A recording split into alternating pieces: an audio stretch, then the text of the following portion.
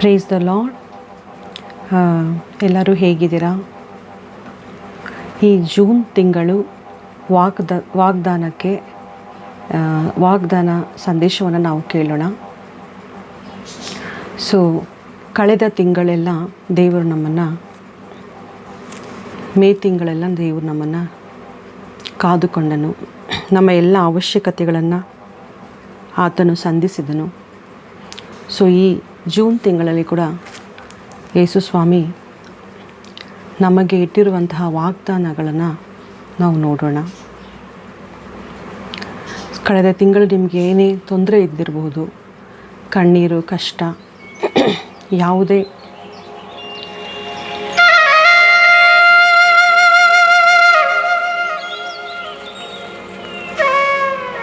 ಯಾವುದೇ ಸಮಸ್ಯೆಗಳಿದ್ದಿರಬಹುದು. ಆದರೆ ಯೇಸು ಸ್ವಾಮಿ ಈ ಜೂನ್ ತಿಂಗಳನ್ನು ಸೂಪರ್ ನ್ಯಾಚುರಲ್ ಪ್ರಾಸ್ಪರಿಟಿ ಮಂತಾಗಿ ಘೋಷಣೆ ಮಾಡ್ತಾ ಇದ್ದಾನೆ. ಅಂದರೆ ಸೂಪರ್ ನ್ಯಾಚುರಲ್ ಸಮೃದ್ಧಿ, ಪ್ರಕೃತಿಗೆ ಬಾರದಂತಹ, ಗಣನೆಗೆ ಬಾರದಂತಹ ಒಂದು ಸಮೃದ್ಧಿಯನ್ನು ನಿಮ್ಮ ಜೀವನದಲ್ಲಿ ಯೇಸು ಸ್ವಾಮಿ ಬಿಡುಗಡೆ ಮಾಡಬೇಕು ಅಂತ ಬಯಸ್ತಾ ಇದ್ದಾನೆ.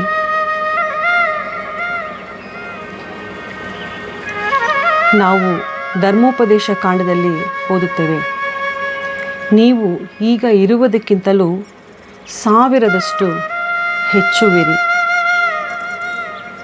ಈ ವಾಗ್ದಾನವನ್ನು ದೇವರು ಈ ತಿಂಗಳಲ್ಲಿ ಮಾತಾಡ್ತಾ ಇದ್ದಾರೆ.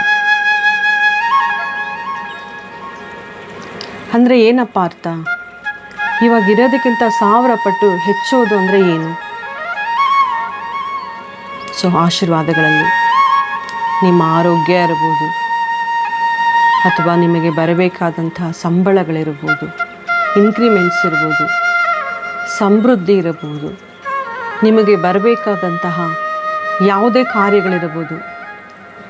ಯೇಸು ಸ್ವಾಮಿ ಹೇಳ್ತಾರೆ, ಹೀಗೆ ಇರುವುದಕ್ಕಿಂತಲೂ 1000 ಅಂದರೆ ಇವಾಗ ನಿಮಗೆ 50,000 ರೂಪಾಯಿ ಸಂಬಳ ಇದ್ದರೆ ಅದನ್ನು ಏನು ಮಾಡಿ, ಇಂಟು ಮಾಡಿಕೊಂಡು ಅದ್ರ ಪಕ್ಕದಲ್ಲಿ ಒಂದು 1000 ಹಾಕ್ಕೊಳ್ಳಿ.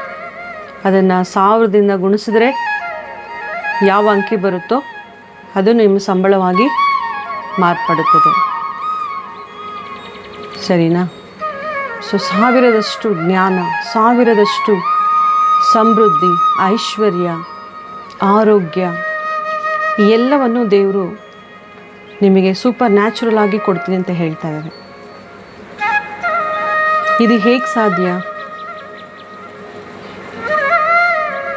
ನಾವು ಸತ್ಯವೇದದಲ್ಲಿ ನೋಡ್ತೇವೆ. ಇದನ್ನು ಯಾರ ಜೀವನದಲ್ಲೆಲ್ಲ ದೇವರು ಮಾಡಿದ್ದಾರೆ ಗೊತ್ತಾ? ಇಸ್ರಾಯೇಲ್ ಮಕ್ಕಳ ಜೀವನದಲ್ಲಿ ಮಾಡಿದ್ದಾರೆ. ಹೇಗೆ ಮಾಡಿದ್ರಪ್ಪ? ವಿಮೋಚನಾ ಕಾಂಡದಲ್ಲಿ ನಾವು ಓದುತ್ತೇವೆ, 10ನೇ ಅಧ್ಯಾಯ 26ನೇ ವಚನದಲ್ಲಿ. ಇಸ್ರಾಯೇಲ್ ಮಕ್ಕಳನ್ನು, ಜನರನ್ನು 430 ವರ್ಷ ಫರೋಹನು ತನ್ನ ಹಿಡಿತದಲ್ಲಿ ಇಟ್ಕೊಂಡು, ಗುಲಾಮತನದಲ್ಲಿ ಇಟ್ಕೊಂಡು, ಅವರನ್ನು ಯಾವ ಒಂದು ಸ್ವಾತಂತ್ರ್ಯ ಇಲ್ಲದೆ ಬಹಳ ಅವರನ್ನು ಹಿಂಸೆ ಪಡಿಸ್ತಾ ಇದ್ದ. ಸರಿಯಾಗಿ ಅವ್ರಿಗೆ ಒಂದು ಊಟ ಕೂಡ ಇರ್ತಾ ಇರಲಿಲ್ಲ. ಸಂಬಳನೇ ಇಲ್ಲದೆ 4 ತಲೆಮಾರು ಗುಲಾಮರಾಗಿ ಕಷ್ಟಪಟ್ಟಂತಹ ಇಸ್ರಾಯೇಲ್ ಜನರನ್ನು ಯೇಸು ಸ್ವಾಮಿ ಮೋಶೆಯ ಮುಖಾಂತರ ಬಿಡುಗಡೆಗೊಳಿಸ್ತಾರೆ.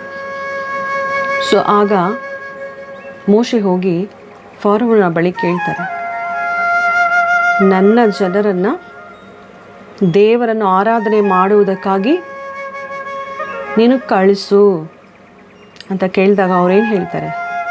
ಇಲ್ಲ, ನಾನು ಕಳ್ಸೋಕ್ಕಾಗೋದಿಲ್ಲ, ಅವರು ಮೈಗಳ್ಳರು, ಸೋಮಾರಿಗಳಾಗಿದ್ದಾರೆ ಅಂತ ಹೇಳಿ ಇನ್ನೂ ಹೆಚ್ಚು ಉಪದ್ರವವನ್ನು, ಇನ್ನೂ ಹೆಚ್ಚು ಕಷ್ಟವನ್ನು, ಹೆಚ್ಚು ಹೊರೆಯನ್ನು ಇಸ್ರಾಯೇಲ್ ಮಕ್ಕಳ ಮೇಲೆ ಫರೋಹನು ಹಾಕ್ತಾನೆ. ಆಗ ಮೋಶೆ ದೇವರ ಬಳಿ ಹೋಗಿ ಮತ್ತೆ ಹಂಗಲಚ್ಚಿ ಬೇಡ್ತಾನೆ. ಇದೇ ರೀತಿಯೇ ದೇವ್ರ ಮಕ್ಕಳೇ, ಇಂದು ದೇವರ ಸೇವಕರು ನಿಮಗಾಗಿ ನಿಮ್ಮ ಬಡತನ, ದರಿದ್ರ, ನಿಮ್ಮಲ್ಲಿರುವಂತಹ ಎಲ್ಲ ಬಲಹೀನತೆಗಳು, ರೋಗಗಳು ನೀಗಿ ನೀವು ಸಮೃದ್ಧಿಯಾಗಿ, ಆರೋಗ್ಯವಾಗಿ, ಸುಖವಾಗಿ ಜೀವನ ಮಾಡಲಿ ಅಂತ, ಸೈತಾನನ ಬಂಧನದಿಂದ ನೀವು ಬಿಡುಗಡೆಯಾಗಿ ಒಳ್ಳೆಯ ಜೀವನ ಮಾಡಬೇಕು ಅಂತ ದೇವರ ಸೇವಕರು ಒಡಕಿನಲ್ಲಿ ನಿಂತು ಪ್ರಾರ್ಥನೆ ಮಾಡುವವರಾಗಿದ್ದಾರೆ. ಸೊ ಮೋಶೆ ಹೋಗಿ ದೇವರ ಬಳಿ ಅಂಗಲಾಚ್ತಾನೆ. ಆಗ ದೇವರು ಹೇಳ್ತಾರೆ, ಹೋಗು, ನನ್ನ ಶಕ್ತಿಯಿಂದ, ನನ್ನ ಕೈಯ ಬಲದಿಂದ, ನನ್ನ ಶಕ್ತಿಯಿಂದ ಇಸ್ರಾಯೇಲ್ ಮಕ್ಕಳನ್ನು ನಾನು ಬಿಡುಗಡೆಗೊಳಿಸ್ತೀನಿ. ನನ್ನ ಅದ್ಭುತವಾದ ಕರವನ್ನು, ನನ್ನ ಶಕ್ತಿಯುತವಾದ ಕರವನ್ನು ಫಾರೋನಿಗೆ ಈ ತಿಂಗಳಲ್ಲಿ ನಾನು ತೋರಿಸ್ತೇನೆ. ಈ ಜೂನ್ ತಿಂಗಳಲ್ಲಿ ನಿಮ್ಮನ್ನು ಬಂಧಿಸಿಟ್ಟಿರುವ ಎಲ್ಲ ಸೈತಾನನ ಬಂಧನಗಳಿಂದ ಬಿಡುಗಡೆ ಹೊಂದುತ್ತೀರಾ. ಎಲ್ಲ ದಾರಿದ್ರ್ಯ, ಬಡತನ, ಪರಿಪೂರ್ಣ ಒಂದು ಮುಕ್ತಿ ಸಿಗುತ್ತೆ ನಿಮಗೆ. ಈ ವಾಕ್ಯವನ್ನು, ಈ ವಿಡಿಯೋವನ್ನು ನೀವು ನೋಡ್ತಾ ಇರುವಾಗಲೇ ದೇವರ ಅದ್ಭುತ ಶಕ್ತಿ ದೇವರ ಮಕ್ಕಳೇ ನಿಮ್ಮ ಮೇಲೆ ಇಳೀತಾ ಇದೆ, ನಿಮ್ಮ ಮೇಲೆ ಇಳಿತಾ ಇದೆ. ನಿಮ್ಮ ದಾರಿದ್ರ್ಯದ ಕೊನೆ ದಿನ ಇದಾಗಿರುತ್ತದೆ. ಯಾವತ್ತೂ ನೀವು ಈ ವಿಡಿಯೋನ ನೋಡ್ತೀರೋ ಆ ದಿನವೇ ನಿಮ್ಮ ಸಮೃದ್ಧಿಯ ಜೀವನ ಶುರುವಾಯಿತು. ಸೊ ನಾವು ಹೇಳ್ತಾ ಇದ್ವಿ ಸತ್ಯವೇದದಲ್ಲಿ, 10 ಸಲ ದೇವರು ದೊಡ್ಡ ದೊಡ್ಡ ಬಾಧೆಗಳಿಂದ ಫಾರೋನನ್ನು ಬಾಧಿಸ್ತಾರೆ, ಐಗುಪ್ತರ ಮಕ್ಕಳನ್ನು ಬಾಧಿಸ್ತಾರೆ. ಆದರೂ ಫಾರೋನನ ಹೃದಯ ಕಠಿಣವಾಗಿರುತ್ತದೆ. ಅವನು ಹೇಳ್ತಾನೆ, ಇಲ್ಲ. ಈ 10ನೇ ಅಧ್ಯಾಯ, ವಿಮೋಚನ ಕಾಂಡ 10ನೇ ಅಧ್ಯಾಯ 26ನೇ ವಚನದಲ್ಲಿ ಹೇಳ್ತಾನೆ, ನೀನು ನಿನ್ನ ಹೆಂಡತಿ ಮಕ್ಕಳು ಬೇಕಾದರೆ ಹೋಗಿ ದೇವಾರಾಧನೆ ಮಾಡಿ ವಾಪಸ್ ಬನ್ನಿ. ಆದರೆ ನಿಮ್ಮ ಮೃಗಗಳನ್ನು, ನಿಮ್ಮ ಆಸ್ತಿ ಪಾಸ್ತಿಗಳನ್ನು ಯಾವುದನ್ನು ನೀವು ತಗೊಂಡು ಹೋಗಲಿಕ್ಕೆ ನಾನು ಬಿಡೋದಿಲ್ಲ ಅಂತ ಹೇಳ್ತಾನೆ. ಅಪ್ಪಣೆ ಕೊಡೋದಿಲ್ಲಲ್ಲ, ನಾನು ಬಿಡೋದಿಲ್ಲ ಅಂತ ಹೇಳ್ತಾನೆ. ಆಗ ಮೋಶೆ ಮತ್ತೆ ಹೋಗಿ ದೇವರ ಬಳಿ ಕೇಳಿದಾಗ ದೇವರು ಹೇಳ್ತಾರೆ, ಕೊನೆಯದಾಗಿ ಒಂದು ಬಾಧೆಯನ್ನು ನಾನು ಐಗುಪ್ತದ ಮೇಲೆ ಬರಮಾಡ್ತೇನೆ. ಆಗ ಚಿಟಿಕೆ ಹೊಡೆಯೋದ್ರಲ್ಲಿ ನನ್ನ ಜನರನ್ನೆಲ್ಲ ಅವರೇ ಬಿಡುಗಡೆಗೊಳಿಸಿ ಕಳಿಸ್ತಾರೆ ಅಂತ. ನೀವು ಈ ಐಗುಪ್ತ ದೇಶವನ್ನು ಬಿಟ್ಟು ಹೋಗಿ ಅಂತ ಹೇಳಿ ಐಗುಪ್ತರೇ ಬಲವಂತ ಮಾಡ್ತಾರೆ, ಫಾರೋವನ್ನೇ ಬಲವಂತ ಮಾಡಿ ಕಳಿಸ್ತಾರೆ ಅಂತ ಹೇಳ್ತಾರೆ. ಇದು ಹೇಗೆ ಸಾಧ್ಯ? 4 ತಲೆಮಾರುಗಳಿಂದ ಅವರನ್ನು ಗುಲಾಮರನ್ನಾಗಿ ಬಂಧಿಸಿಟ್ಕೊಂಡಿರ್ತಾನೆ. ತನ್ನ ಬಂಧನದಲ್ಲಿ ಬಿಟ್ಟು ಕೆಲಸ ಮಾಡಿಸ್ತಾನೆ. 2 ತುಕ್ಕೂಳು ಮಾತ್ರ ಕೊಡ್ತಾನೆ, ಸಂಬಳನೇ ಇಲ್ಲ. ಐಗುಪ್ತರ ಎಲ್ಲ ಗಂಡು ಮಕ್ಕಳನ್ನು ನೈಲ್ ನದಿಗೆ ಎಸಿತಾನೆ, ಮಕ್ಕಳನ್ನು ಆಹುತಿ ಕೊಡ್ತಾನೆ. ನೈಲ್ ನದಿಯನ್ನು ಅವರು ದೇವತೆಯಾಗಿ, ದೇವರನ್ನಾಗಿ ಆರಾಧಿಸಿ ಬರ್ತಾ ಇದ್ದರು ಐಗುಪ್ತ ಜನಗಳು. ಆ ನದಿಯಲ್ಲಿ ಇಸ್ರಾಯೇಲರ ಮಕ್ಕಳನ್ನು ಕರುಣೆ ಇರದೆ ಎತ್ತಿ ಬಿಸಾಡ್ತಾನೆ.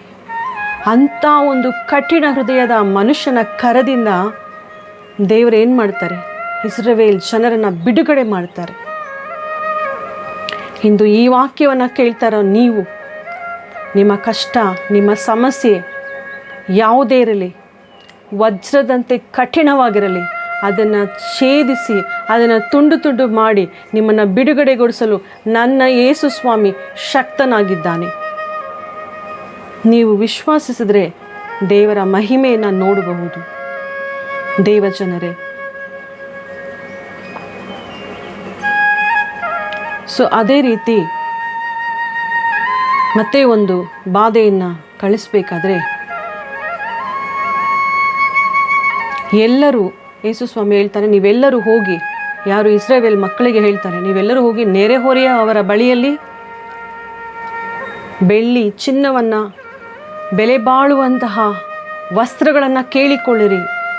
ಮನುಷ್ಯರ ದಯೆಯು ನಿಮಗೆ ಕೊಡಲ್ಪಡುವುದು, ಮನುಷ್ಯರ ದಯವು ನಿಮ್ಮ ಮೇಲೆ ಬರುವುದು ಅಂತ ಹೇಳ್ತಾರೆ ದೇವರು. ನೀವೇ ಯೋಚನೆ ಮಾಡಿ, ನಿನ್ನೆ ತನಕ ಅವರು ಮನೆಯಲ್ಲಿ ಮನೆ ಕೆಲಸ ಮಾಡ್ಕೊಂಡು ಬಿದ್ದಿದ್ದವರು, ಗುಲಾಮರು, ಬಿಟ್ಟು ಕೆಲಸ ಮಾಡ್ತಾ ಇದ್ದವರು, ಎರಡೊತ್ತು ಊಟಕ್ಕೂ ಸರಿಯಾಗಿಲ್ಲದೆ ಆ ದೇಶದಲ್ಲಿ ತಗ್ಗಿ ಬಗ್ಗಿ 4 ತಲೆಮಾರು ಬಿಡುಗಡೆ ಅಂದರೆ ಏನಂತಲೇ ಗೊತ್ತಿಲ್ಲದೆ ಬಾಳಿದಂತಹ ಜನರನ್ನು ಒಂದೇ ರಾತ್ರಿಯಲ್ಲಿ ಯೇಸು ಸ್ವಾಮಿ ಐಶ್ವರ್ಯವಂತರನ್ನಾಗಿ ಬಿಡುಗಡೆಗೊಳಿಸ್ತಾನೆ. ಸುಮ್ಮನೆ ಬರಿದಾಗ ಹೋಗಲಿಲ್ಲ ಅವರು. ಫರೋಹನ ಹೇಳ್ತಾನೆ, ನಿಮ್ಮ ದನ ಕುರಿಗಳನ್ನ ತಗೊಂಡು ಹೋಗೋಕ್ಕೆ ನಾನು ಬಿಡೋದಿಲ್ಲ ಅಂತ. ಆದರೆ ದೇವ್ರು ಏನು ಮಾಡಿದ್ರು? ಅವರ ಆಸ್ತಿಗಳನ್ನು, ಅವರ ಪ್ರಾಪರ್ಟಿ, ಅವರ ಪ್ರಾಸ್ಪರಿಟಿ, ಅವರ ಆಸ್ತಿ ಪಾಸ್ತಿಗಳನ್ನು ಮಾತ್ರವಲ್ಲದೆ ಐಗುಪ್ತರ ಆಸ್ತಿಗಳನ್ನು ಕೊಳ್ಳೆ ಹೊಡೆದ್ರಂತೆ. ವಚನ ಹಾಗೆ ಹೇಳಲ್ಪಟ್ಟಿದೆ. ಇವರು ಐಗುಪ್ತರ ದೇಶದಲ್ಲಿರುವಂತಹ ಬೆಲೆ ಬಾಳುವ ಚಿನ್ನ ಬೆಳ್ಳಿ, ಬೆಲೆ ಬಾಳುವಂತಹ ವಸ್ತ್ರಗಳನ್ನು ಕೊಳ್ಳೆ ಹೊಡೆದ್ರಂತೆ. ಒಂದೇ ರಾತ್ರಿಯಲ್ಲಿ ಎಲ್ಲರನ್ನೂ ಐಶ್ವರ್ಯವಂತರನ್ನಾಗಿ, ಎಲ್ಲರನ್ನೂ ಶ್ರೀಮಂತರಾಗಿ ಮಾರ್ಪಡಿಸಿದ ದೇವರು ನಮ್ಮ ದೇವರು. ಇಂದು ವಿಶ್ವಾಸಿಸ್ತೀರಾ? ನಿಮ್ಮನ್ನು ಅದೇ ರೀತಿ ಎಲ್ಲ ದರಿದ್ರ ಅನ್ನೋ ಫಾರ್ವೋನಿಂದ, ಎಲ್ಲ ಬಡತನ ಅನ್ನೋ ಫಾರ್ವೋನಿಂದ, ಎಲ್ಲ ಅನಾರೋಗ್ಯ ರೋಗ ಅನ್ನೋ ಫಾರ್ವೋನಿಂದ ನಿಮ್ಮನ್ನು ದೇವರು ಬಿಡುಗಡೆಗೊಳಿಸ್ತಾ ಇದ್ದಾರೆ. ಈ ಜೂನ್ ತಿಂಗಳು ನೀವು ಈ ವಾಗ್ದಾನವನ್ನು ಕೇಳ್ತಾ ಇರುವಾಗಲೇ ದೇವರ ಅದ್ಭುತವಾದ ಶಕ್ತಿಯು, super natural deliverance, super natural prosperity, super natural healing, super natural miracles, ಅದ್ಭುತಗಳು, ಆರೋಗ್ಯ ನಿಮಗುಂಟಾಗ್ತಾ ಇದೆ, ನಿಮ್ಮ ಮೇಲೆ ಬರ್ತಾ ಇದೆ. ಸ್ವೀಕಾರ ಮಾಡಿ, ಸ್ವೀಕಾರ ಮಾಡಿ. ಅಪ್ಪ, ನಾನು ಇದನ್ನು ಸ್ವೀಕಾರ ಮಾಡ್ತೇನೆ, ನಿನ್ನ ವಾಗ್ದಾನವನ್ನು ನಾನು ನಂಬುತ್ತೇನೆಪ್ಪ. ದೇವರ ಸೇವಕರ ಮುಖಾಂತರ ದೇವರು ಮಾತಾಡ್ತಾರೆ ಅಂದರೆ ಅದು ಮೊದಲನೇದಾಗಿ ಆ ಸೇವಕರಿಗೆ ಅದು ಉಪಯುಕ್ತವಾಗುವ ರೀತಿಯಲ್ಲಿ ದೇವರು ಮಾತಾಡಿರ್ತಾರೆ. ಆನಂತರ ಅದನ್ನು ಮತ್ತೊಬ್ಬರಿಗೆ ಹಂಚಿ, ದೇವರು ಕೊಟ್ಟದನ್ನು ಮತ್ತೊಬ್ಬರಿಗೆ ಹಂಚಿ, ಎಲ್ಲರೂ ಅದರಿಂದ ಆಶೀರ್ವಾದ ಹೊಂದಲಿ, ಎಲ್ಲರೂ ಬಿಡುಗಡೆ ಹೊಂದಲಿ ಅಂತ ದೇವರು ಬಯಸ್ತಾರೆ. ನೀವು ಬಡತನದಲ್ಲಿ ಇರೋದು ದೇವ್ರ ಚಿತ್ತನ ಯೋಚನೆ ಮಾಡಿ.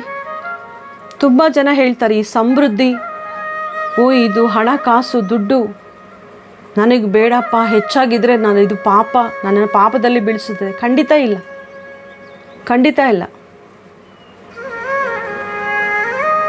ನಮಗೆ ದೇವರು ಜ್ಞಾನ ಕೊಟ್ಟಿದ್ದಾನೆ, ಯಾವುದಕ್ಕೆ ಉಪಯೋಗಿಸ್ಬೇಕು, ಯಾವುದಕ್ಕೆ ಉಪಯೋಗಿಸಬಾರ್ದು, ಎಲ್ಲಿ ಹೇಗೆ ಮಾತಾಡಬೇಕು ಅನ್ನೋ ಜ್ಞಾನವನ್ನು ಕೊಟ್ಟಿದ್ದಾನೆ. ಪರಿಶುದ್ಧಾತ್ಮನು ನಮ್ಮನ್ನು ಕಟ್ಟುಪಾಡಲ್ಲಿ ಇಟ್ಟು ನಡೆಸುವಂಥ ಪರಿಶುದ್ಧಾತ್ಮ ನಮಗೆ ಕೊಡಲ್ಪಟ್ಟಿದೆ. ನಾವು ಹೇಗೆ ಪಾಪದಲ್ಲಿ ಬೀಳಲು ಸಾಧ್ಯ? ಖಂಡಿತ ಇಲ್ಲ.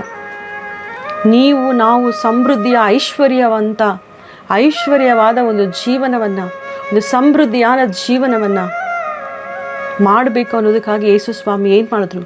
ಶಿಲುಬೆ ಮೇಲೆ ಆತ ನಮ್ಮ ದರಿದ್ರವನ್ನು ಹೊತ್ಕೊಂಡ್ರು, ನಮ್ಮ ಶಾಪಗಳನ್ನು ಹೊತ್ಕೊಂಡ್ರು, ನಮ್ಮನ್ನು ಆಶೀರ್ವದಿಸಲ್ಪಟ್ಟವರಾಗಿ, ನಮ್ಮನ್ನು ಐಶ್ವರ್ಯವಂತರಾಗಿ ಮಾರ್ಪಡಿಸಿದ್ರು.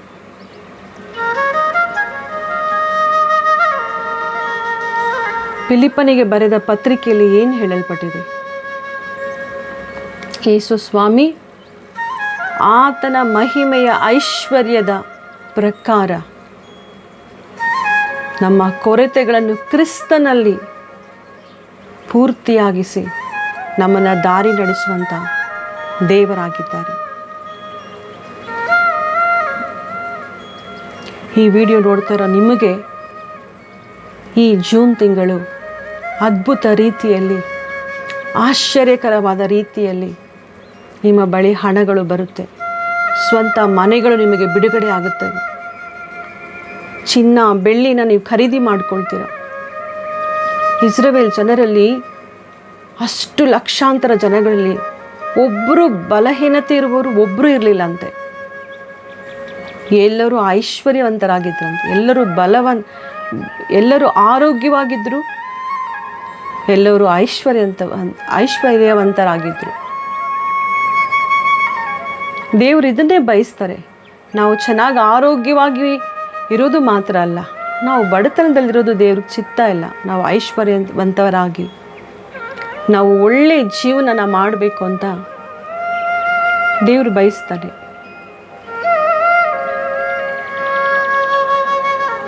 ಸೊ ನಾವೀಗ ಸತ್ಯವೇದದಲ್ಲಿ ನೋಡಿದ್ವಿ, ಇಸ್ರಾಯೇಲ್ ಜನರನ್ನು ಹೇಗೆ ಅಷ್ಟು ಲಕ್ಷ ಜನರನ್ನು ಒಂದೇ ಬಾರಿಗೆ ಬಿಡುಗಡೆಗೊಳಿಸಿ ದೇವರು ಅವರ ಕೈಯಲ್ಲೆಲ್ಲ ಒಂದೇ ರಾತ್ರಿಯಲ್ಲಿ ಚಿನ್ನ, ಬೆಳ್ಳಿ, ಹಣ, ಒಳ್ಳೆಯ ಬೆಲೆ ಬಾಳುವಂತಹ ವಸ್ತ್ರಗಳು ಬಂತು.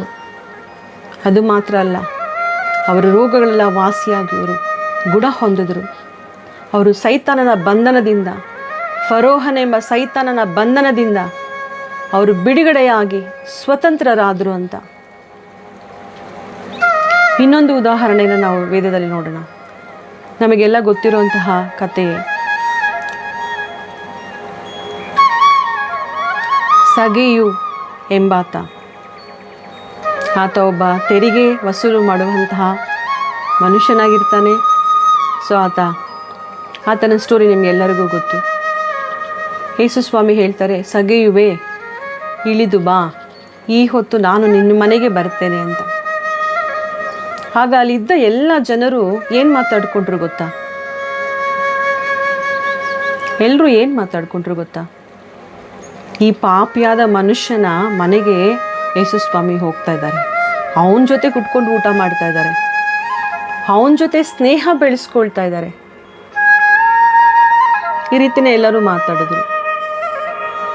ಆದರೆ ಯೇಸು ಸ್ವಾಮಿ ಹೋಗಿದ ತಕ್ಷಣ ಅಲ್ಲಿ ಒಂದು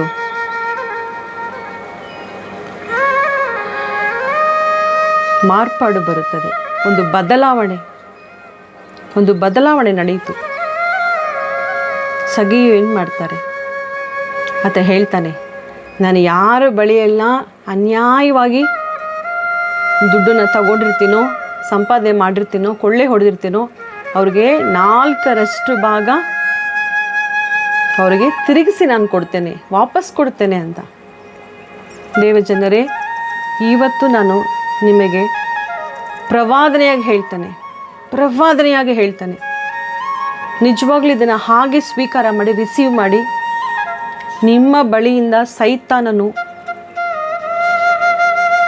ಕೊಳ್ಳೆ ಹೊಡೆದಂತಹ, ನಿಮ್ಮನ್ನು ನಂಬಿಸಿ ನಿಮಗೆ ಮೋಸ ಮಾಡಿ, ದ್ರೋಹ ಮಾಡಿ, ನಿಮ್ಮ ಬಳಿಯಿಂದ ಕಿತ್ತುಕೊಂಡಂತಹ ಹಣ ಇರಬಹುದು, ಆಸ್ತಿ ಇರಬಹುದು, ಚಿನ್ನ ಬೆಳ್ಳಿ ಇರಬಹುದು, ಸ್ವಂತ ಮನೆಗಳಿರಬಹುದು, ಜ್ಞಾನ ಇರಬಹುದು, ಆರೋಗ್ಯವಿರಬಹುದು, ಏನೇ ಇರಬಹುದು, ಅದು ನಿಮ್ಮ ಬಳಿಗೆ 4 ತಿರುಗಿ ಬರುತ್ತದೆ. ವಚನ ಹೀಗೆ ಹೇಳ್ತದೆ, ಕಳ್ಳನು ಕಂಡು ಹಿಡಿಯಲ್ಪಟ್ಟರೆ 7 ತಿರುಗಿಸಿ ಕೊಡಬೇಕು ಅಂತ. ಸೊ ಇದು ಯೇಸು ಸ್ವಾಮಿ ಹೇಳ್ತಾರೆ, ನಿಮ್ಮ ಬಳಿಯಿಂದ ತೆಗೆದಿದ್ದು ಎಲ್ಲವುದು 7 ನಿಮ್ಮ ಬಳಿ ಹಿಂದಿರುಗಿ ಬರುತ್ತೆ. ಹಣವಾಗಿರಲಿ, ಮನೆಯಾಗಿರಲಿ, ಚಿನ್ನ ಬೆಳ್ಳಿ ಇರಲಿ, ಸ್ವಂತ ಮನೆ ಇರಲಿ, ಕೆಲಸವಾಗಿರಲಿ, ಇನ್ಕ್ರಿಮೆಂಟ್ ಇರಲಿ, ಏನೇ ಇರಲಿ, ನೀವು ಕಳೆದುಕೊಂಡದ್ದು 7 ತಿರುಗಿಸಿ ನಿಮ್ಮ ಬಳಿ ಆ ಆಶೀರ್ವಾದ, ಆ ಐಶ್ವರ್ಯ, ಆರೋಗ್ಯ, ಜ್ಞಾನ, ಸಮೃದ್ಧಿ, ಸಂತೋಷ, ನೆಮ್ಮದಿ ಎಲ್ಲವುದು 7 ಹಿಂದಿರುಗಿ ನಿಮ್ಮ ಬಳಿ ಬರ್ತಾ ಇದೆ. ಹಾಗೆ ಸ್ವೀಕಾರ ಮಾಡಿ. ಹೇಳಿ, ಯೇಸು ಸ್ವಾಮಿ, ನಾನು ಸ್ವೀಕಾರ ಮಾಡ್ತೀನಪ್ಪ. ನಿನ್ನ ಬಳಿಯಿಂದ ಬಂದ ಈ ಪ್ರವಾದನೆಯನ್ನು, ಈ ವಾಗ್ದಾನವನ್ನು ನಾನು ಸ್ವೀಕಾರ ಮಾಡ್ತೀನಿ, ನಾನು ನಂಬುತ್ತೇನೆ ಸ್ವಾಮಿ. ನಿನ್ನ ಬಾಯಿಂದ ಹೊರಟು ಬಂದ ವಾರ್ತೆಗಳು ನಿನ್ನ ಕಾರ್ಯವನ್ನು ನೆರವೇರಿಸದೆ ಅದು ಬರಿದಾಗಿ ನನ್ನ ಬಳಿ ಮತ್ತೆ ಅದು ತಿರುಗುವುದಿಲ್ಲ. ಅದು ಕ್ರಿಯೆ ನಡೆಸಲು ಶಕ್ತವಾಗಿರುತ್ತದೆ. ನಿನ್ನ ವಾಕ್ಯದಲ್ಲಿ ಶಕ್ತಿಯುಂಟು, ನಿನ್ನ ವಾಕ್ಯದಲ್ಲಿ ಕ್ರಿಯೆಯು ನಡೆಯುತ್ತದೆ ಸ್ವಾಮಿ. ಹಾಗೆ ಸ್ವೀಕಾರ ಮಾಡಿ ದೇವಜನರೇ. ಈ ಜೂನ್ ತಿಂಗಳು ಒಂದು ದೊಡ್ಡ ಅದ್ಭುತವನ್ನು ನೀವು ನೋಡ್ತೀರ, ದೊಡ್ಡ ಬಿಡುಗಡೆಯನ್ನು ನೋಡ್ತೀರ, ದೊಡ್ಡ ಸಮೃದ್ಧಿಯನ್ನು ನೋಡ್ತೀರ.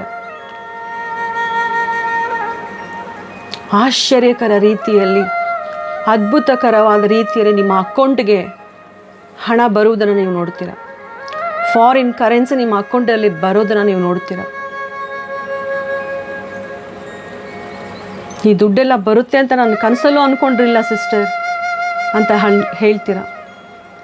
ಆ ರೀತಿ ಅದ್ಭುತ ರೀತಿಯಲ್ಲಿ ದೇವರು ನಿಮ್ಮ ಬಳಿಯಲ್ಲಿ ಹಣವನ್ನು ಕೊಡುವಂತಹ ದೇವರಾಗಿದ್ದಾನೆ. ಹಣ ಮಾತ್ರ ಅಲ್ಲ, ನೀವು ಕಳೆದುಕೊಂಡ ಎಲ್ಲವುದನ್ನು ನೀವು ಹಿಂತಿರುಗಿ ಪಡೆಯುವ ತಿಂಗಳು ಈ ಜೂನ್ ತಿಂಗಳಾಗಿರುತ್ತದೆ.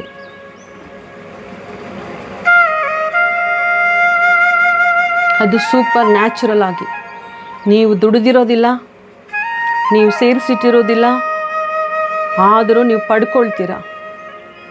ಹೇಗೆ ಇಸ್ರಾಯೇಲ್ ಮಕ್ಕಳು ಹೇಗೆ ಪಡ್ಕೊಂಡ್ರು? ಅಂದು ಸಗಾಯು ಹೇಗೆ 4ರಷ್ಟು ತಿರುಗಿಸಿಕೊಟ್ಟ.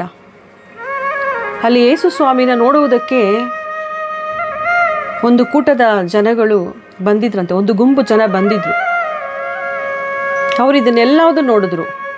ಅವರು ಬಂದಾಗ ಬರೀ ಕೈಯಲ್ಲಿ ಬಂದರು, ಆದರೆ ಹೋದಾಗ ಪ್ರತಿಯೊಬ್ಬರ ಬಳಿಯೂ ಹಣ ಇತ್ತು. ಈಗ ನಿಮ್ಮ ಭಾಷೆಯಲ್ಲಿ ಈ ಕಾಲದಲ್ಲಿ ಹೇಳಬೇಕು ಅಂದರೆ, ಎಲ್ಲರೂ ಚರ್ಚ್ಗೆ ಹೋಗ್ತೀರಾ, ನಿಮ್ಮ ಕೈಲಿ ಹಣ ಇಲ್ಲ, ದುಡ್ಡಿಲ್ಲ, ಹೇಗೋ ಬಸ್ ಚಾರ್ಜ್ ಕೂಡ ದುಡ್ಡಿಲ್ಲ ಅಂತ ಇಟ್ಕೊಳ್ಳಿ. ಯಾರ ಬಳಿಯೂ ಸಾಲ ತಗೊಂಡು ಹೋಗಿರ್ತೀರ. ಏನಪ್ಪ ನಾನು ಚರ್ಚಿಗೆ ಹೋಗ್ತೀನಿ, ಯೇಸು ಸ್ವಾಮಿನ ಹುಡುಕ್ತೀನಿ, ನನ್ನ ಜೀವನದಲ್ಲಿ ಏನು ಬದಲಾವಣೆ ಇಲ್ಲ ಅಂತ ಅಂದ್ಕೊಳ್ತೀರ ನೀವು. ಆದರೆ ನೀವು ಚರ್ಚ್ಗೆ ಹೋಗಿ ವಾಪಸ್ ಬರೋವಾಗ ನಿಮ್ಮ ಕೈಯಲ್ಲಿ ದುಡ್ಡು ಇರುತ್ತದೆ, ನಿಮ್ಮ ಅಕೌಂಟಲ್ಲೆಲ್ಲ ದುಡ್ಡು ಹಾಗೆ ಕ್ರೆಡಿಟ್ ಆಗಿರುತ್ತೆ. ಈ ರೀತಿ ದೇವರು ಮಾಡಲು ಶಕ್ತನು, ಯಾಕೆಂದರೆ ಆಲ್ರೆಡಿ ಮಾಡಿದ್ದಾರೆ. ಯೇಸು ಸ್ವಾಮಿನ ನೋಡುವುದಕ್ಕಾಗಿ ಒಂದು ಗುಂಪು ಹೋಯಿತು ಸಗೆಯು ಮನೆಗೆ. ಹಿಂತಿರುಗಿ ಬರುವಾಗ ಎಲ್ಲರ ಕೈಯಲ್ಲೂ ದುಡ್ಡು ಇತ್ತು.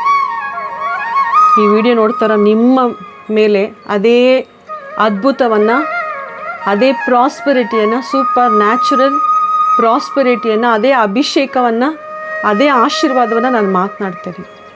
ಹಾಗೆ ಸ್ವೀಕಾರ ಮಾಡಿ. Hallelujah. Thank you Jesus, thank you lord. ನಾವು ಪ್ರಾರ್ಥಿಸೋಣವಾ? ಹಲ್ಲೆಲೂಯಾ. Thank you lord.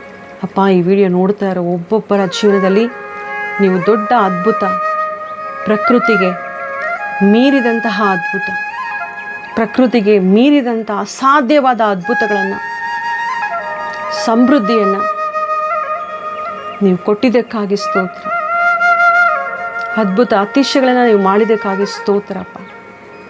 ಎಲ್ಲ ಬಡತನ, ದರಿದ್ರದ ಆತ್ಮಗಳನ್ನು, ದುರಾತ್ಮಗಳನ್ನು ಯೇಸುವಿನ ನಾಮದಲ್ಲಿ ನಾನು ಬಂಧಿಸಿ ಪಾತಾಳದಲ್ಲಿ ಕಟ್ಟುತ್ತೇನೆ. ಯೇಸುವಿನ ನಾಮದಲ್ಲಿ ತೊಲಗು. ದರಿದ್ರದ ಆತ್ಮವೇ, ಬಡತನದ ಆತ್ಮವೇ, ಯೇಸುವಿನ ನಾಮದಲ್ಲಿ ತೊಲಗು. ಒಂದೊಂದು ಕುಟುಂಬಗಳನ್ನು ಬಿಟ್ಟು ತೊಲಗು ಯೇಸುವಿನ ನಾಮದಲ್ಲಿ. ನಿನ್ನ ಐಶ್ವರ್ಯವನ್ನು ಮಾತಾಡ್ತೇನೆ ಸ್ವಾಮಿ, ನಿನ್ನ ಸಮೃದ್ಧಿಯನ್ನು ಮಾತಾಡ್ತೇನೆ, ನಿನ್ನ ಶ್ರೀಮಂತಿಕೆಯನ್ನು ಮಾತಾಡ್ತಾನೆ ಯೇಸು ಸ್ವಾಮಿ. ಒಬ್ಬೊಬ್ಬರ ಜೀವನದಲ್ಲಿ ಸಮೃದ್ಧಿ ಉಂಟಾಗಲಿ, ಶ್ರೀಮಂತಿಕೆ ಉಂಟಾಗಲಿ, ಐಶ್ವರ್ಯ ಉಂಟಾಗಲಿ ಸ್ವಾಮಿ. ಎಲ್ಲ ಸಾಲದ ಸಮಸ್ಯೆನ ನಾನು ರದ್ದು ಮಾಡ್ತೇನೆ ಯೇಸುವಿನ ನಾಮದಲ್ಲಿ. ಅದ್ಭುತದ ರೀತಿಯಲ್ಲಿ ಎಲ್ಲ ಸಾಲದ ಸಮಸ್ಯೆಗಳು ನೀಗಿ ಹೋಗಲಿ ಯೇಸುವಿನ ನಾಮದಲ್ಲಿ. ಪ್ರತಿಯೊಬ್ಬರಿಗೂ ನಾನು ಹೀಲಿಂಗನ್ನು ಮಾತಾಡ್ತೇನೆ ಸ್ವಾಮಿ, ಆರೋಗ್ಯವನ್ನು ಮಾತಾಡ್ತೇನೆ. ಎಗುವ ರಾಫವಾಗಿ ಪರಿಪೂರ್ಣ ಆರೋಗ್ಯವನ್ನು ನೀನು ದಯಪಾಲಿಸಿದ್ದಕ್ಕಾಗಿ ಸ್ತೋತ್ರ.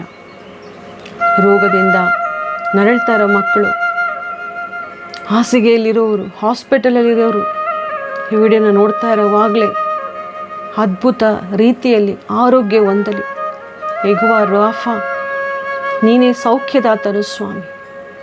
ನಿನ್ನ ಆರೋಗ್ಯವನ್ನು ಇವ್ರ ಮೇಲೆ ನಾನು ರಿಲೀಸ್ ಮಾಡ್ತೇನೆ. ನಿನ್ನ ಆರೋಗ್ಯವನ್ನು ಯೇಸುವಿನ ನಾಮದಲ್ಲಿ ಇವ್ರ ಮೇಲೆ ನಾನು ರಿಲೀಸ್ ಮಾಡ್ತೇನೆ ಸ್ವಾಮಿ. ಒಬ್ಬೊಬ್ಬರ ಮೇಲೆ ನಿನ್ನ ಆರೋಗ್ಯನ ಮಾತಾಡ್ತೇನೆ. ಪರಿಪೂರ್ಣ ಆರೋಗ್ಯ ಉಂಟಾಗಿದ್ದಕ್ಕಾಗಿ ಸ್ತೋತ್ರ. ಪರಿಪೂರ್ಣ ಸಮೃದ್ಧಿ ಉಂಟಾಗಿದ್ದಕ್ಕಾಗಿ ಸ್ತೋತ್ರ. ಎಲ್ಲ ಸೈತಾನ ಬಂಧನದಲ್ಲಿರುವ ಮಕ್ಕಳಿಗೆ ಪರಿಪೂರ್ಣ ಬಿಡುಗಡೆನ ಮಾತಾಡ್ತೇನೆ ಯೇಸುವಿನ ನಾಮದಲ್ಲಿ. ಎಲ್ಲ ಕಟ್ಟುಗಳು ಬಿಚ್ಚಲ್ಪಡಲಿ ಯೇಸುವಿನ ನಾಮದಲ್ಲಿ. ಎಲ್ಲ ಮಾಂತ್ರಿಕ ಕ್ರಿಯೆಗಳನ್ನು ಶಪಿಸ್ತೇನೆ ಯೇಸುವಿನ ನಾಮದಲ್ಲಿ. ರಕ್ತವನ್ನು ಪ್ರೋಕ್ಷಣೆ ಮಾಡ್ತೇನೆ ಸ್ವಾಮಿ. ಪರಿಪೂರ್ಣ ಬಿಡುಗಡೆ ಉಂಟಾಗಲಿ ಸ್ವಾಮಿ. ಮದುವೆ ಕಾರ್ಯಗಳಿಗೆ ತಡೆ ಇರುವಂಥ ಎಲ್ಲ ತಡೆಗಳನ್ನು ನೀಗಿಸ್ತೇನೆ. ಈ ತಿಂಗಳಲ್ಲಿ ಮದುವೆಗಾಗಿ ಕಾಯ್ತಾ ಇರುವಂಥ ಮಕ್ಕಳಿಗೆ ಸರಿಯಾದ ಆದಾಮ, ಸರಿಯಾದ ಅವಳನ್ನು ಕೊಟ್ಟು ಮದುವೆ ಕಾರ್ಯವನ್ನು ಅದ್ದೂರಿಯಾಗಿ ನೀನು ನಡೆಸ್ಕೊಟ್ಟಿದ್ದಕ್ಕಾಗಿ ಸ್ತೋತ್ರ. ಕೆಲಸ ಕಾರ್ಯಕ್ಕಾಗಿ ಕಾತಿರೋರಿಗೆ ಒಳ್ಳೆ ಕೆಲಸವನ್ನು ನಾನು ಮಾತಾಡ್ತೇನೆ. ಒಳ್ಳೆ ಸಂಬಳವನ್ನು, ಇನ್ಕ್ರಿಮೆಂಟ್ನ ನಾನು ಮಾತಾಡ್ತೇನೆ ಯೇಸುವಿನ ನಾಮದಲ್ಲಿ. ಗರ್ಭದ ಫಲಗಳನ್ನು ಆಶೀರ್ವದಿಸ್ತೇನೆ ದೇವನೇ, ನಿನಗೆ ಸ್ತೋತ್ರ ಅಪ್ಪ, ನಿನಗೆ ಸ್ತೋತ್ರ. ಹೊರದೇಶಕ್ಕಾಗಿ ಕಾತಿರುವಂತಹ ಮಕ್ಕಳಿಗೆ ಹೊರದೇಶಕ್ಕೆ ಹೋಗುವ ಅವಕಾಶಗಳು ಬರಲಿ ಯೇಸುವಿನ ನಾಮದಲ್ಲಿ. ಹೊರದೇಶದಲ್ಲಿ ಕೆಲಸಗಳು ಸಿಕ್ಕಲಿ, ಪಾಸ್ಪೋರ್ಟ್ ವೀಸಾ ಸಿಕ್ಕಲಿ ಯೇಸುವಿನ ನಾಮದಲ್ಲಿ. ಓದುತ್ತಿರುವ ಮಕ್ಕಳಿಗೆ ದೈವಿಕ ಜ್ಞಾನವನ್ನು ನಾನು ಮಾತಾಡ್ತೇನೆ. ನಿನ್ನ ಜ್ಞಾನದಿಂದ ತುಂಬಿಸು ಸ್ವಾಮಿ. ಆ ಮಕ್ಕಳಿಗೆ ಒಳ್ಳೆ ರಿಸಲ್ಟ್ ಬರಲಿ, ಒಳ್ಳೆ ಕಾಲೇಜಲ್ಲಿ, ಒಳ್ಳೆ ಸ್ಕೂಲಲ್ಲಿ ಅಡ್ಮಿಷನ್ ಸಿಗಲಿ ಸ್ವಾಮಿ. ಆ ಎಲ್ಲ ಹಣಕಾಸುಗಳನ್ನು, ಅವಶ್ಯಕತೆಗಳನ್ನು ಸಂಧಿಸಿದ್ದಕ್ಕಾಗಿ ಸ್ತೋತ್ರ. ಎಲ್ಲರಿಗೂ ಸ್ವಂತ ಮನೆಗಾಗಿ ಪ್ರಾರ್ಥಿಸುವ ಮಕ್ಕಳಿಗೆ ಸ್ವಂತ ಮನೆಗಳನ್ನು ನಾನು ಬಿಡುಗಡೆಗೊಳಿಸ್ತೇನೆ ಯೇಸುವಿನ ನಾಮದಲ್ಲಿ. ಯೇಸುವಿನ ನಾಮದಲ್ಲಿ ಸ್ವಂತ ಮನೆಗಳು ಸಿಗಲಿ ಅಪ್ಪ. ಎಲ್ಲ ಕಣ್ಣೀರು ಕಷ್ಟದಲ್ಲಿ ಅಪ್ಪ ನೊಂದು ಬೆಂದಿರುವಂಥ ಮಕ್ಕಳಿಗೆ ಒಂದು ಸಮಾಧಾನ, ಒಂದು ಧೈರ್ಯ, ದೇವನ ಬಲವನ್ನು ನಾನು ಮಾತಾಡ್ತೇನೆ ಸ್ವಾಮಿ. ಯೇಸು ಸ್ವಾಮಿಯ ನಿನ್ನ ಬಲವನ್ನು ಮಾತಾಡ್ತೇನೆ, ನಿನ್ನ ಜ್ಞಾನವನ್ನು ಮಾತಾಡ್ತೇನೆ ರಾಜ. ನಿನಗೆ ಸ್ತೋತ್ರ. Thank you Jesus. Thank you Lord. Amen. Thank you Jesus. ಯೇಸುವಿನ ನಾಮದಲ್ಲಿ ಬೇಡಿ ಹೊಂದುತ್ತೇನೆ ತಂದೆಯೇ. ಆಮೇನ್. God bless you. ಪ್ರತಿ ತಿಂಗಳು ನಮ್ಮ ವಿಡಿಯೋ ಬರ್ತಾ ಇರುತ್ತೆ, ನೋಡಿ ಸಬ್ಸ್ಕ್ರೈಬ್ ಮಾಡಿ. ನಿಮಗೆ ಈ ದೇವರ ಸಂದೇಶ ಆಶೀರ್ವಾದವಾಗಿದ್ದರೆ ನಿಮ್ಮ ಸಾಕ್ಷಿಗಳನ್ನು ನಮ್ಮ ನಂಬರ್ ಕೊಟ್ಟಿರ್ತೇವೆ, ಅದಕ್ಕೆ ವಾಟ್ಸಪ್ ಮಾಡಿ ಒಂದು ವಾಯ್ಸ್ ಮೆಸೇಜ್ ಹಾಕಿ. ಅಥವಾ ನಿಮಗೆ ಯಾವುದಾದ್ರೂ ಕಾರ್ಯಕ್ಕಾಗಿ ನಾವು ಪ್ರಾರ್ಥಿಸಬೇಕು ಅಂತಂದರೆ ನಿಮ್ಮ ಪ್ರಾರ್ಥನಾ ಅಂಶಗಳನ್ನು ನಮ್ಮ ವಾಟ್ಸಪ್ಗೆ ನೀವು ಕಳಿಸ್ಕೊಡಿ. Thank you. God bless you.